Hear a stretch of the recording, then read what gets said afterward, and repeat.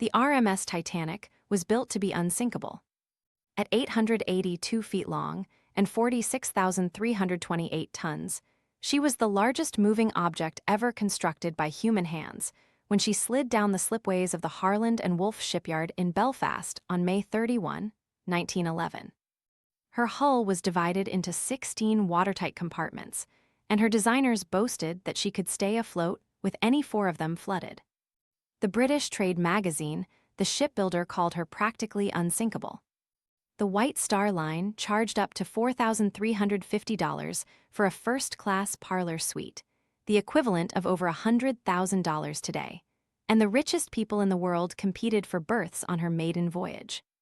On April 10, 1912, the Titanic departed Southampton, England, bound for New York with 2,224 passengers and crew. First class was a floating palace with a grand staircase, a heated swimming pool, a squash court, a Turkish bath, and a dining saloon that could seat 500. Down in steerage, Irish, Swedish, and Italian immigrants slept in shared cabins and dreamed of new lives in America. The ship's captain, Edward Smith, was the most experienced commander in the White Star Fleet, making his retirement voyage. The weather was calm, the sky was clear, and the Titanic was making excellent time across the North Atlantic. Throughout the day on April 14, the Titanic received at least 6 ice warnings from other ships, reporting a massive field of icebergs directly in her path. Captain Smith adjusted the course slightly southward, but did not reduce speed. The ship was running at nearly 22 knots, close to her maximum. The pressure to arrive on schedule in New York was immense, and the prevailing belief among officers was that a large ship traveling at speed could simply steer around any iceberg spotted in time. The lookouts in the crow's nest had no binoculars because someone had misplaced the key to the locker where they were stored. At 11:40 p.m., lookout Frederick Fleet spotted a dark mass directly ahead and rang the warning bell 3 times. He telephoned the bridge with the words, "Iceberg, right ahead." First Officer William Murdoch ordered the engines reversed and the helm turned hard to starboard. The ship began to turn, but it was too late. The iceberg scraped along the starboard side below the waterline for approximately 10 seconds, buckling the hull plates and popping rivets along a 300-foot gash. 6 of the 16 watertight compartments were breached. The ship's designer, Thomas Andrews, who was aboard, did the calculations and delivered the verdict. The Titanic would sink in less than 2 hours.